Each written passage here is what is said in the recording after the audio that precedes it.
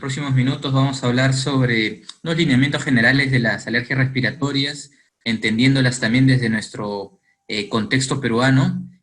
Hablaremos sobre conceptos, hablaremos sobre fisiopatología, sobre la inmunología que obviamente está ahí de por medio, y también hablaremos un poco de la clínica de los pacientes que tienen alergias respiratorias. Este es un estudio que siempre me gusta ponerlo en este tipo de presentaciones, ya que nos habla de qué tan frecuente es la prevalencia de asma en el Perú. De los pocos estudios que se han realizado en el Perú, hubo uno que fue un estudio multicéntrico en más de 56 países a nivel mundial. En 1998 se publica esta data, en la cual se ve de que Perú ocupa el sexto lugar de frecuencia de casos con asma en niños menores de 14 años. Muy alarmante estas cifras, tomando en cuenta que existen pocos alergólogos, inmunólogos para tratar esta enfermedad, también pocos neumólogos para tratar esta enfermedad, lo cual nos hace ser considerado un país que tiene un mal diagnóstico y una subestimación en el tratamiento de estos pacientes con asma. En ese mismo estudio, luego de hacer una pregunta de si presentaba sibilancias en los últimos 12 meses, Perú quedó en el sexto lugar, pero si además se le agregaba un video en el cual se le mostraba exactamente qué era un broncoespasmo o qué era una sibilancia a la mamá o a los papás o a los apoderados de los pacientes, Perú dejó de ser el sexto país y pasó a ser el primer país. Es decir, se afinó la metodología diagnóstica de este estudio epidemiológico y Perú dejó de ser el sexto país a ser el primer país. No estamos diciendo que Perú es el país que tiene más casos de asma en todo el mundo, pero tranquilamente debe estar dentro del top 5, top 10 de más casos de asma en el Perú. Es verdad también de que muchos países, como ustedes ven ahí, que tienen varios puntitos ahí, significan de los centros que participaron dentro de cada país, ciudades distintas y lo que fuere, centros distintos. En Perú solamente participó Lima, ¿no? Entonces, de alguna manera también eso está sesgado en cuanto al tema del lugar donde se hizo el estudio, que fue en Lima, pero de todas maneras nos da información de la tercera parte del Perú, que es Lima, en el cual nos habla que el asma es una enfermedad muy prevalente. ¿El asma es una enfermedad alérgica? ¿Sí o no? En un 70% de casos, o hasta un 80% de casos en niños, sí es una alergia. En otros 20% no lo es, de alguna manera, ¿no? Entonces empecemos a definir qué es una alergia, para que luego hablemos con más detalles sobre estas alergias respiratorias, que las estoy considerando en esta oportunidad a la rinitis alérgica y al asma alérgica. La hipersensibilidad es una reacción exagerada frente a un estímulo. Puede ser de origen inmunológico o, como no, de origen inmunológico. Cuando esta hipersensibilidad tiene un origen inmunológico, es decir, a cierto estímulo que no debería producir una mayor exageración y más aún una manifestación exagerada, digamos, y peor aún, no está involucrado el sistema inmune, vendría a ser una hipersensibilidad no inmunológica. Pero cuando el sistema inmune está de por medio en esta respuesta exagerada, se llama alergia. Ahora, cuando esta alergia es severa, con manifestaciones sistémicas y que pone en peligro la vida del paciente, esto se llama anafilaxia. Entonces, más o menos nos hemos ordenado en cuanto al término de hipersensibilidad, que puede ser alérgica o no alérgica, qué es alergia, que ya la sabemos, y qué es una anafilaxia. Muy bien, ese es el objetivo de esta diapositiva. Cuando hablamos de enfermedades alérgicas, tenemos que hablar de que existe un estímulo, y este estímulo se llama alergeno. Este alergeno, en la mayoría de los casos, son proteínas que tratan de interactuar con una inmunoglobulina que nosotros producimos y que lo tienen los alérgicos en gran cantidad, que es la inmunoglobulina E. Es por eso que en esta diapositiva ustedes pueden ver de que para que haya una respuesta alérgica es necesaria la presencia de una proteína o alergeno que se está entrecruzando con los anticuerpos IgE. Pero a veces el sistema inmune y el organismo no es capaz de reconocer o, digamos, es capaz de confundir a esta proteína con otra proteína muy parecida a esta, que es lo que se denomina reacción cruzada. Pueden haber algunas variantes de aminoácidos en una o la otra, pero la IgE que ya fabricó el paciente alérgico es captada como si fuera de la proteína inicial.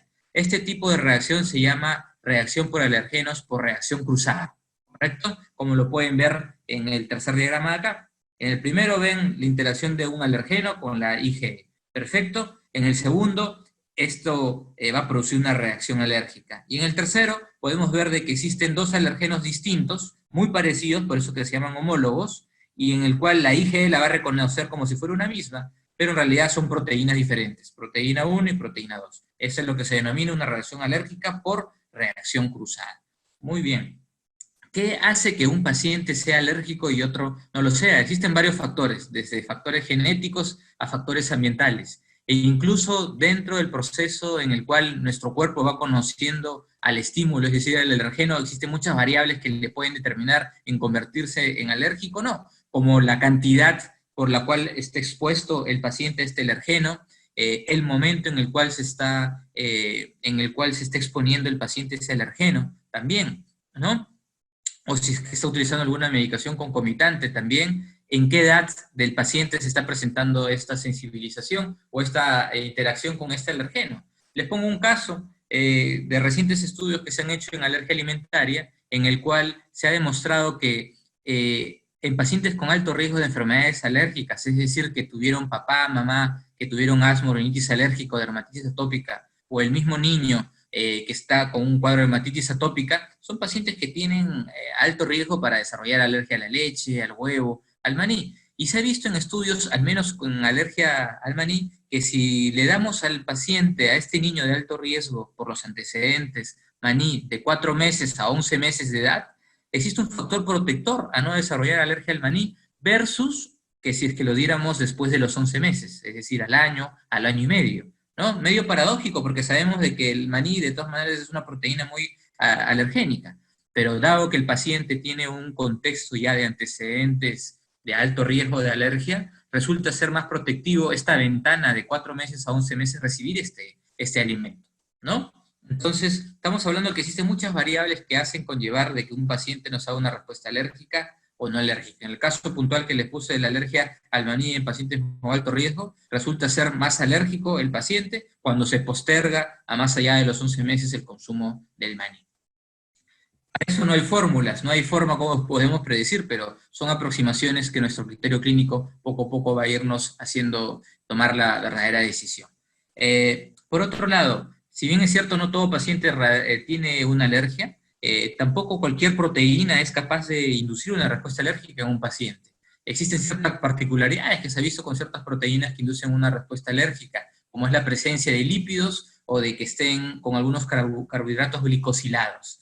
¿Qué generan en la célula dendrítica? Que como ustedes saben es la célula presentadora de antígeno por excelencia, es decir, es la que va a presentarle a linfocitos T virgen que todavía no ha producido un subtipo de linfocitos T, sea TH1 o TH2. Es decir, está sujeta a los estímulos externos para que decida si es que va a una respuesta TH1 y TH2. Entonces, mucho tiene que ver la célula dendrítica respecto a cómo ha interaccionado con el alergeno que le está presentando a través de sus niveles de complejo de histocompatibilidad. La presencia de lípidos, la presencia de glicanos pueden estar influyendo en este tipo de respuesta. Es más, existen ciertas características de los alergenos, estas proteínas que inducen alergia, que les da pues un escenario para que produzca más reacción hacia un tipo que otro, me refiero hacia un tipo TH1, hacia un tipo TH2. Cuando es hacia un tipo TH2 es lo que se conoce como una reacción alérgica. Y pareciera que algunos componentes de estas proteínas que inducen una reacción alérgica están relacionados con respuestas de toll-like receptors inflamatorios para producir citoquinas relacionados a los linfocitos TH2, ¿no? Como ocurre en un alergeno del ácaro de polvo, como el DERP2, o en un alergeno de un epitelio del perro que se denomina CAN-F1.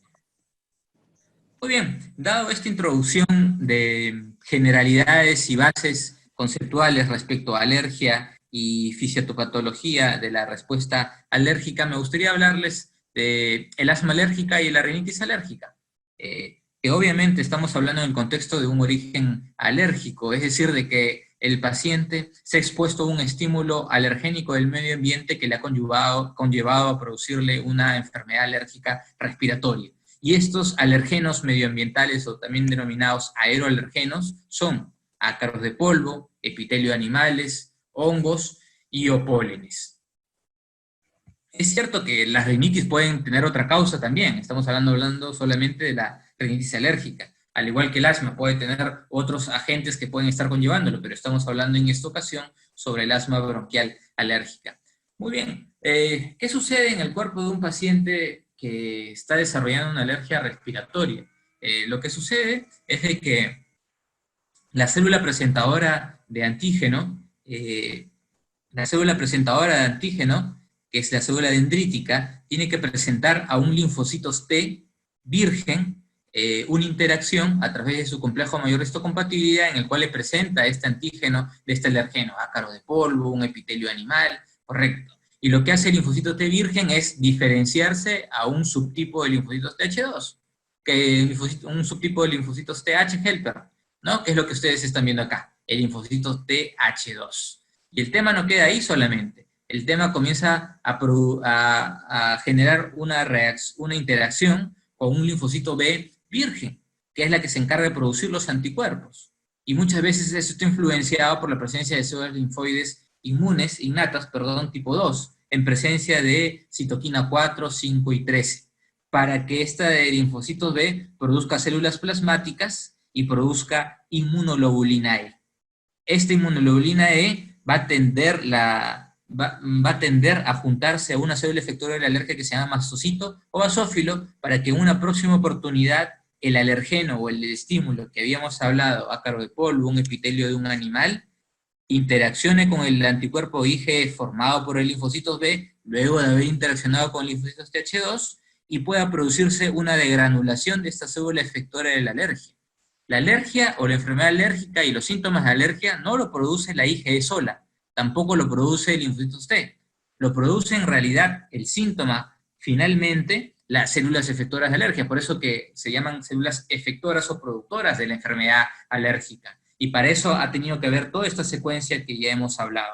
¿Por qué es dañino esta respuesta efectora de estas células mastocitos o basófilos? Porque tiene en su interior ciertos mediadores, como las lipasas, como carboxipeptidasas. Es capaz a través de su núcleo producir factores de transcripción y citoquinas proinflamatorias. Es capaz de producir derivados del ácido araquidónico, como leucotrienos, por ejemplo, e histamina, y generarnos pues cuadros clínicos en caso de rinitis alérgica, de congestión nasal, de rinorrea, estornudos, picor nasal, y en caso del asma bronquial, de contracción del músculo liso, broncoespasmo, silbido de pecho, tos, moco en la secreción bronquial.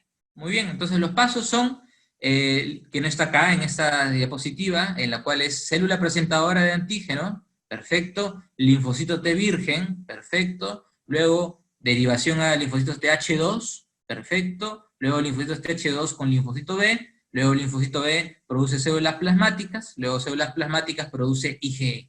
Y este IgE que se presenta va a tiende a juntarse con la célula efectora de alergia, para que es el mastocito y el basófilo, para que pueda, en una próxima interacción alergeno, anticuerpo, IgE y célula efectora de alergia, producir la degranulación de mediadores y producir posteriormente los síntomas de la enfermedad alérgica. El asma es una enfermedad caracterizada por síntomas recurrentes y variables de obstrucción del flujo aéreo, hiperreactividad bronquial e inflamación, y es netamente una enfermedad crónica, no es solamente un proceso de 3, 5 días, una semana. Eso puede ser una sibilancia, ¿no? Pero aquí estamos hablando de una entidad nosológica, una entidad patológica, que es el asma, en el cual el punto central dentro de su fisiopatología es la inflamación. Y esta inflamación está dada por linfocitos TH2 muchas veces, aunque también pueden ser por otros linfocitos, que sigue llamándose también como origen enfermedad alérgica. La broncoconstricción juega un rol muy importante en cuanto a las manifestaciones de la fisiopatología en los pacientes con asma, así como la hiperactividad bronquial. Recordemos que dentro de la inflamación alérgica bronquial va a existir inicialmente un daño en el epitelio bronquial, que es por donde comienzan a ingresar estos alergenos, y que posteriormente, por la célula presentadora de antígeno, activará linfocitos TH2, en el cual existe un rol de las células linfoides innatas también, que produce más interleucina 4, 5 y 13, para que luego interactúe el linfocito TH2 con el linfocito B y se produzca inmunoglobulina E específica, con la consiguiente activación de células efectoras como mastocitos o basófilos. Y el tema no queda ahí solamente, como les había explicado anteriormente, en el cual se producían estos mediadores de las células efectoras de alergia, sino también que toda esta cascada inflamatoria comandada por los linfocitos TH2 va a permitir el reclutamiento de células inflamatorias tardíamente, como eosinófilos, neutrófilos y linfocitos, que van a reclutar más células de ese tipo y van a producir más citoquinas que van a generar más inflamación en este foco de inflamación respiratoria que es el asma. La broncoconstricción es un pilar cardinal en cuanto a la fisiopatología del asma y consiste en el estrechamiento del músculo liso bronquial en respuesta a la exposición de una variedad de estímulos, no solamente alergeno. Cuando esa presencia, en presencia de alergeno se denomina asma bronquial alérgica, o algún otro irritante en el cual daría un origen diferente. Es el resultado de una serie de eventos celulares inflamatorios desencadenados por diversos estímulos. La broncoconstricción se traduce en sibilantes como un síntoma fundamental, dificultad respiratoria o disnea, y sensación de opresión de pecho cuando esto es más fuerte, al punto que puede ser capaz de disminuir el volumen expiratorio forzado en el primer segundo. Durante nuestra exhalación, aquí ustedes pueden ver en líneas punteadas cuál es la cantidad de volumen al momento de hacer una exhalación forzada en un paciente normal, sano. La cantidad de volumen, vean, llega hasta esta altura, pero en un paciente que tiene asma, la cantidad de volumen que se exhala dentro del primer segundo, forzadamente, llega a ser, pues, en menor porcentaje que un paciente sano. Entonces, ¿qué estamos hablando? Que un paciente que tiene asma genera una disminución o reducción en el volumen expiratorio forzado en el primer segundo, y eso se puede evaluar bajo un dispositivo que se llama espirómetro. Asimismo, es notorio que ustedes vean que los pacientes que tienen son sanos, no tienen ningún tipo de asma, tienen cierta velocidad al momento de exhalar el aire durante una expiración. Perfecto, pero los pacientes que tienen asma tienen una disminución en este flujo de litros sobre segundo de esta exhalación o esta expiración. Por lo tanto, esto también se ve reducido en cuanto a la velocidad de expiración. Muy bien. La hiperreactividad bronquial se define como la disminución del 20% del volumen expiratorio forzado en el primer segundo en respuesta a un factor desencadenante que a la misma intensidad causa menos del 5% en un individuo normal. El frío o el ejercicio en un paciente sano puede disminuir el volumen expiratorio forzado en el primer segundo, pero en un 3-5%.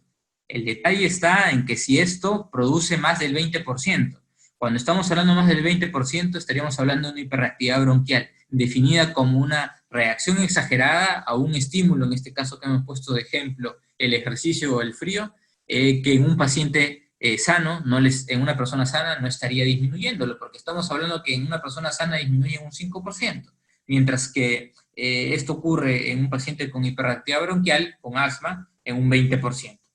Son muchos los factores que influyen en esta hiperreactividad de la vía aérea, como la inflamación, factores neuroregulatorios y cambios estructurales que ya viene conllevando una historia un poco larga de los pacientes que tienen asma. Y cuando hablo de historia un poco larga en asma, me estoy refiriendo también que existen cambios a nivel celular y tisular, que es el denominado fenómeno o proceso fisiopatológico de remodelamiento, que consiste en el adelgazamiento de la membrana subbasal epitelial, produce fibrosis subepitelial, produce hipertrofia e hiperplasia del músculo liso, que ustedes muy bien lo pueden comparar en un tejido de un paciente sano en un paciente asmático. Miren todos estos cambios, ¿no? Con hipertrofia e hiperplasia del músculo liso, que es la que genera esa broncoconstricción, una proliferación y dilatación de los vasos sanguíneos, hiperplasia de las glándulas mucosas e hipersecreción. ¿Cuál es el cuadro clínico para que no pierdan de vista esto siempre de un paciente que tiene asma? Paciente que tiene tos, muchas veces acompañado con tos productiva, tos con flema, presencia de sibilantes o silbido de pecho, sensación de opresión de pecho cuando esta broncoconstricción es aún mayor, y cuando esto es aún mayor, una dificultad respiratoria, disnea o agitación, que muchas veces se produce en las noches, ¿no?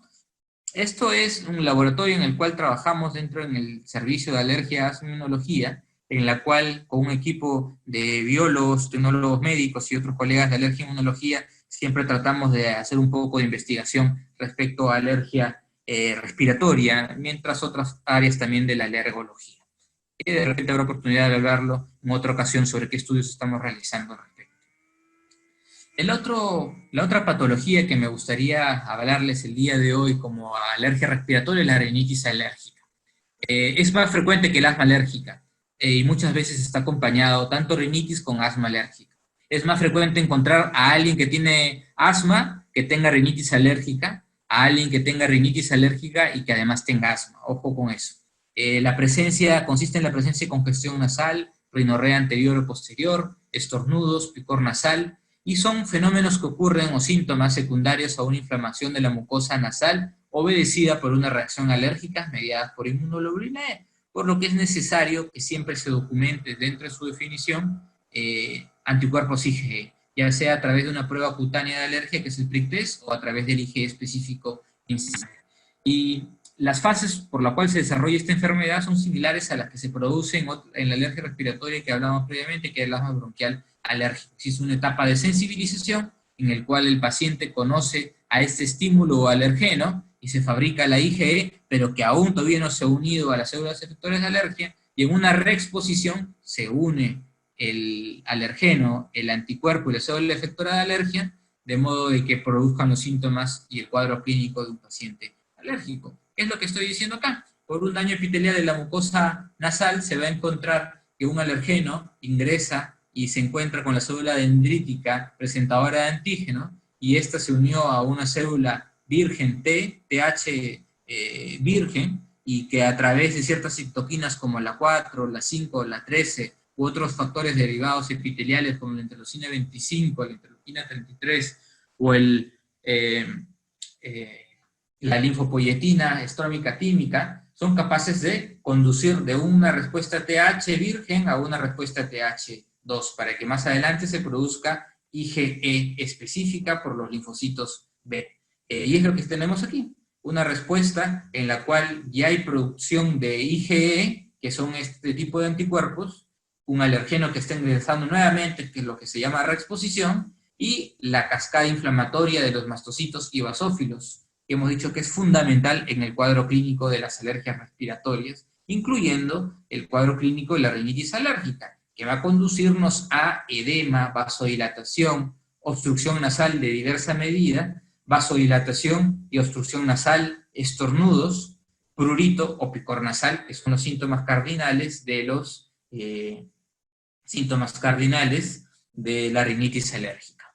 Muy bien, y para finalizar, me gustaría mostrar algunas diapositivas, cómo nosotros, entendiendo la inmunología, la fisiopatología y la patogenia de las enfermedades alérgicas respiratorias, podemos tener de un fácil acceso a tratamientos innovadores y muy interesantes, recientes, que se dan en cuanto a las alergias respiratorias. El omalizumab es un ejemplo claro de ellos. El omalizumab es un anticuerpo monoclonal que se autorizó para el uso de asma en Europa en Europa me parece el 2003, en Estados Unidos el 2001, y que poco a poco, a un inicio se usaba con mucho cuidado, con mucho recelo, pero en esos últimos 10 años ha jugado un rol muy importante. Omalizumab entró recién a las guías GINA, ¿no? Cuando se creó, se entró prácticamente hace 10 años claramente, no más allá de eso, con muchas especificaciones recién hace 5 años o hace 4 años más o menos, y consiste en un potente antialérgico bloqueador de la IgE. Recordemos que el linfocito B produce la IgE, entonces si nosotros queremos bloquear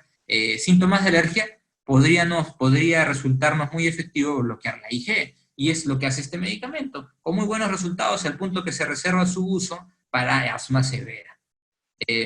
Asimismo, es muy importante que les hable de otro tratamiento, que es la inmunoterapia alergénica. La inmunoterapia alergénica es un tipo de tratamiento que se usa desde hace muchos años, con publicaciones de más allá de 50, 70 o 100 años, y consiste en darle al paciente un alergeno que ya sabemos le está produciendo daño, pero en una cantidad pequeñísima y progresiva, y que con el tiempo, en lugar de producirle células linfocitos T H2, le va a producir linfocitos T regulatorios, y va a disminuir la respuesta TH2 y más bien va a incrementar la respuesta TH1 y la respuesta T regulatoria. Es lo que va a compensar esta balanza que ustedes pueden ver ahí en este gráfico.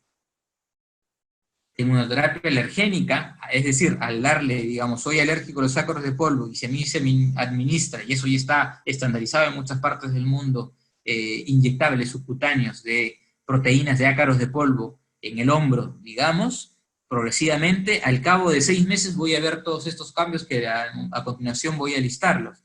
Disminución de la producción de mastocitos, basófilos y eosinófilos.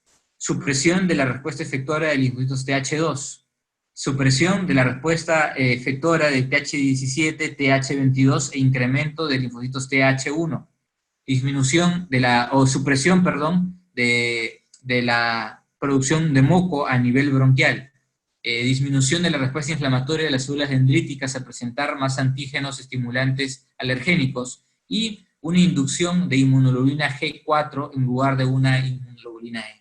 Todo esto conlleva a producción de mejoría de síntomas, al punto que hay ensayos clínicos que han demostrado, tanto en niños y en adultos, como este que le mostramos acá, con 4.967 pacientes que recibieron inmunoterapia alergénica, se encontró no solamente una mejoría de síntomas que va entre un 40-70% al cabo de 6 meses, sino que además una reducción de costos en adultos de 30% y en niños de 42% a los 18 meses de iniciado la inmunoterapia alergénica, prácticamente sin efectos adversos fundamentales. Doctor, ¿cómo puede ser un tratamiento que usted me dice que es 3 años y medio, más económico que uno que es a manera de sprays o a manera de pastillas que se utilizan hace mucho tiempo? Me estoy refiriendo a antileucotrienos o a corticoides inhalados. Resulta de que aún así con esos sprays inhalatorios hay que ir a las consultas, hay que ir a las hospitalizaciones, los niños se exacerban, sobre todo los casos moderados o severos, mientras que cuando usamos inmunoterapia alergénica, todo eso de visitas al médico, de hospitalizaciones, ingresos a emergencias, se reducen. Y es ahí donde va el ahorro y se demuestran estos porcentajes que pueden verlo en ese estudio de farmacoeconomía.